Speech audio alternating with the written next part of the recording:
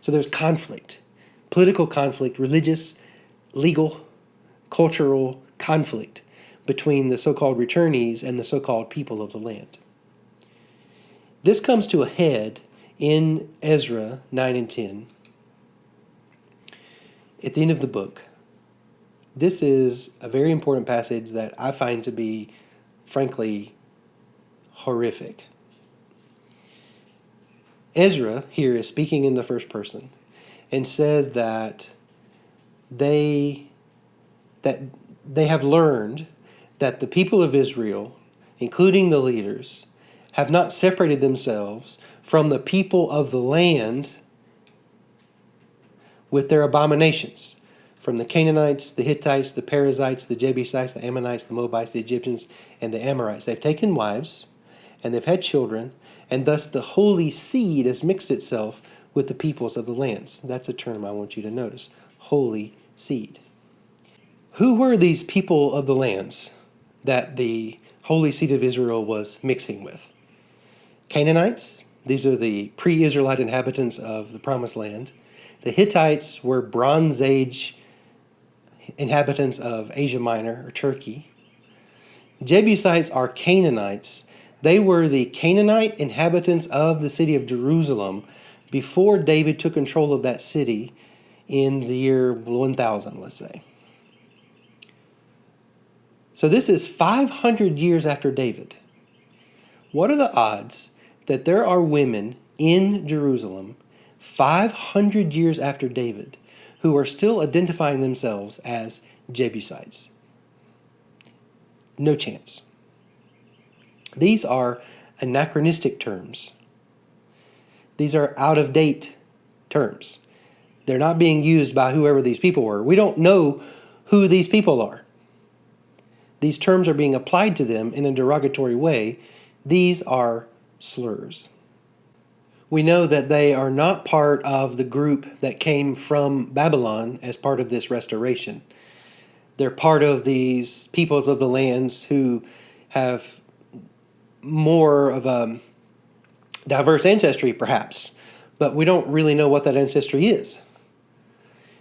The implication here is that they are wicked from a religious point of view, or bad influence, but there's no data here about their religion whatsoever.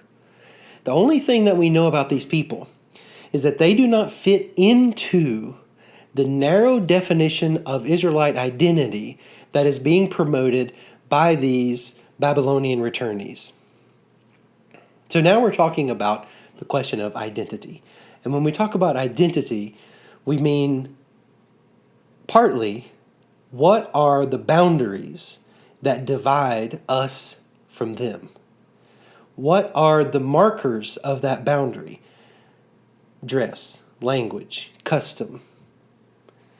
And how do you know if you're inside or you're outside? How do you move from inside or outside? What is required and what would happen if you were ejected? These are all questions of identity formation and boundary drawing. So just like in a sorority, there is an initiation ceremony in which somebody goes from the outside to the inside. And once you are in, your participation is marked by things you wear, places you go, ethical commitments that you agree to, money that you pay. These are the things that ensure your continued remaining inside the group as part of that identity.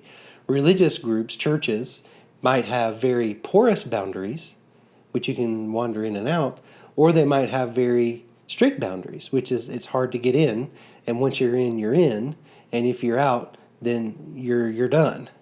But this really varies depending on the community. So we could talk about identity formation and boundary drawing in about 100 different ways. But in this case, we know that the boundary here is being drawn according to genealogy. That these women are now not part of the genealogical tree that is being privileged by the returnees. Why is it at stake? Why does their genealogy matter? Because of economic and political and legal and cultural conflict. So if you're the man who comes walking up to the farm and you say, this was my grandfather's farm before he was taken to Babylon, and the person who was there says, hell no, this is my grandfather's farm, the one who now has the deed and the genealogical records to prove his ownership of the land and his descendancy from the previous owners, he is the one who is the owner. So the question is not just who are you, but who are your parents and who are your grandparents. And we are now dividing people up and putting them into categories that are, as we see here, derogatory in nature, according to genealogy. Well, what happens now that we have this genealogical division? Ezra is praying to God, saying, wow, this is really bad that this has happened, and now we have to decide what we're going to do. And so the law that is quoted here is from the Torah. The idea is don't get involved with any of the Canaanites, with the peoples of the lands. We are now using that definition of Canaanite in a rhetorical way to settle contemporary struggle over economic, political, and religious cultural control. So they decide what they need to do is send their women and their children away. The leaders say, we have broken faith with God and have married foreign women from the peoples of the land. So let's decide to send away these wives and these children and let it be done according to the law. This is the now Persian authorized Torah. So Ezra thinks about it, and they all get together, and he says, okay, here's what we're going to do. After a certain period of time, everybody's going to come, and then they're going to send away these women and their children. And anybody who refuses to do so is going to lose their inheritance. They're going to lose their place in the succession. So what that proves is that these men, this huge list of men and their descendants, are now preserving their role, they're preserving their belonging, their place in the genealogy by getting rid of these women and the children, which are a threat to the quote-unquote holy seed, to the pure genealogy. Where do they go? What provision is made for them? We have no idea. This is why I think it's a horrible passage, where they decide that they are going to send these women away and their children away, but there's no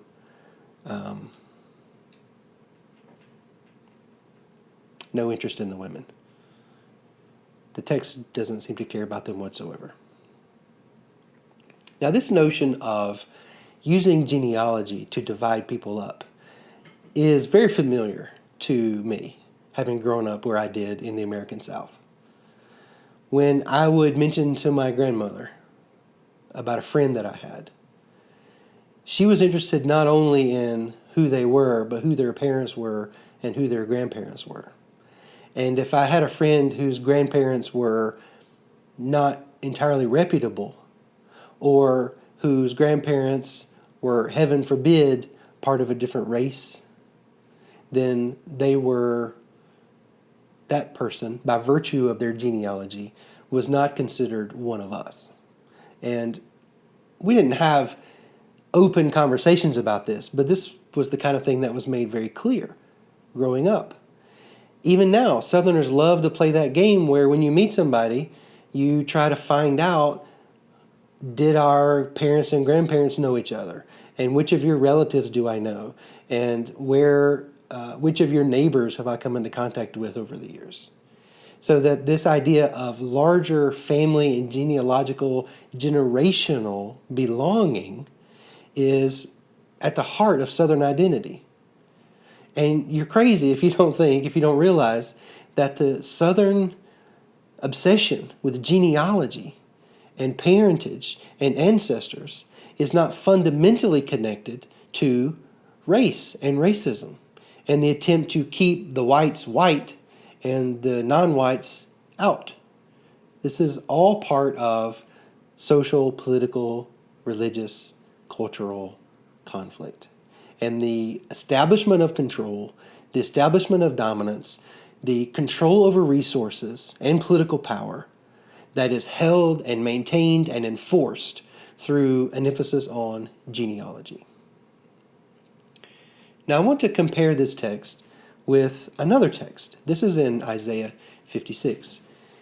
Whereas 2nd Isaiah, Isaiah 40 to 55, was a text that was written during the exile itself. Isaiah 56 to 66, those 11 chapters, are written during the post-exilic period, let's say around the year 500, after the temple has been rebuilt, just barely, but things are still getting set up. Things are still just getting going, and there are a lot of problems yet to be faced. The prophet, living in Jerusalem, encounters this cultural conflict that we've been describing and takes the opposite perspective from the one shown in Ezra. The prophet says, "Do not let the foreigner join to the Lord, say the Lord will surely separate me from his people." What has just happened in Ezra? These people have sent their families away. They sent their wives and their children away. But the prophet says, don't let the foreigner think that God will separate me from his people. He also mentions the eunuchs. Do not let the eunuchs say, I am just a dry tree. The thing that the foreigners and the eunuchs have in common is that they are both specifically forbidden from entering the temple in Deuteronomy 23. No one whose testicles are crushed or whose penis is cut off shall be admitted to the assembly of the Lord. No Ammonite or Moabite to the 10th generation shall be admitted to the assembly of the Lord. So Deuteronomy 23 specifically mentions men who are not, if you will, holy men, according to this definition of men whose testicles are crushed or whose penis is cut off.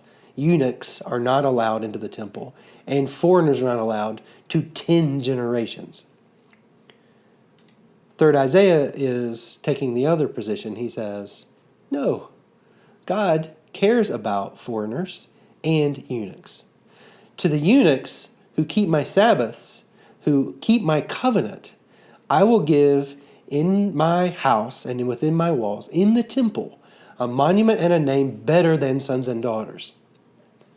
I will give them an everlasting name that shall not be cut off, which I think is double entendre for eunuchs. They can't have children. What is their legacy? What is their memory? How will they live on? The prophet says, you don't have to live through your children. You don't live through the legacy of your descendants, of your family. You live through your belonging to Israel. And that is a timeless, generation-spanning reality that you can be a part of, even if you yourself do not have any children.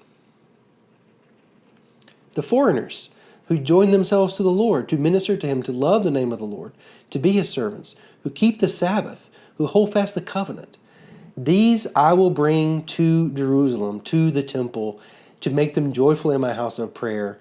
I'm going to accept their offerings and their sacrifices. My house shall be called a house of prayer for all peoples. That's later quoted in the New Testament.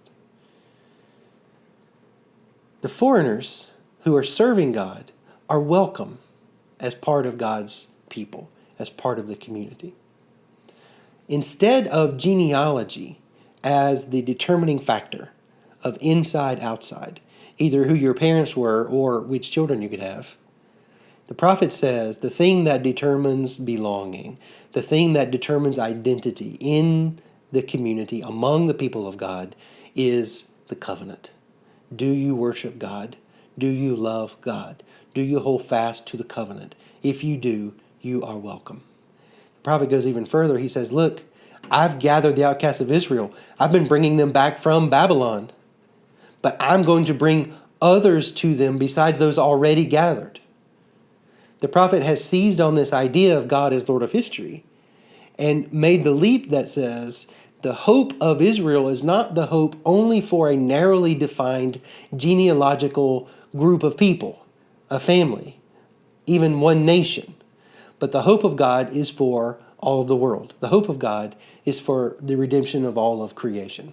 There is a universalizing tendency, a universalizing impulse here in the prophet, in 3rd Isaiah.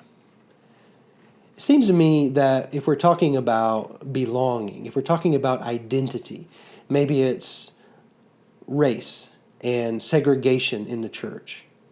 Maybe it's class and the way markers of identity divide us. What we wear, the communities we live in, the clothes, the cars we drive, the places that we work with, the people that we associate with, that we socialize with. These are things that keep us separate because we are comfortable in our own little bubbles of identity defined according to external criteria. The prophet, I think, is challenging us to break down those external, arbitrary barriers and to see the community of God as something that is expanding beyond our narrow expectations of identity. The eunuchs, I think this applies directly to questions of belonging and identity for those with transgender, non-binary, asexuality, right? All these various conversations about who people are, that these conversations, if they divide, if they exclude and put people in these little categories that are derogatory categories, especially when those categories take the names that are slur names, that are derogatory names that people don't use for themselves, and we use that as a shorthand for exclusion. This is the kind of thing that the prophet is calling into question. That God is not concerned with our narrow definitions of who's in and who's out. God is not concerned with our discomfort, our worrying about these kinds of things that we are very happy to divide ourselves with. But rather, God is challenging us to move beyond those external boundaries. In chapter 58 is another passage in 3rd Isaiah that I think is very relevant. The people are asking God, why are you not helping us? Why do we fast, but you do not see? Why do we humble ourselves, but you don't notice? We are suffering here in this bad time. And the prophet says, God says through the prophet, look, you are serving your own interests on your fast day. You're oppressing your workers. You fast only to quarrel and to fight. Is this the kind of fast I want? A day to humble oneself, to bow down the head like a bulrush, to lie in sackcloth and ashes. This is the prophet channeling that sarcastic tone that we talked about. No, this is not the kind of worship that God wants. Public, emotional, self-serving worship. What worship does God desire? To loose the bonds of injustice, to undo the thongs of the yoke, to let the oppressed go free, to share bread with the hungry, to bring homeless people into your house, and to cover the naked. Pure social justice is pure worship of God, pure adherence to the covenant. And those who do this are considered part of the community, part of the assembly. And it's those who don't do this, even though they are the ones who are respectable, even though they are the ones who get all of the privilege in the society, they are the ones who need to question, are they on the outside of God's vision of restored and redeemed human community?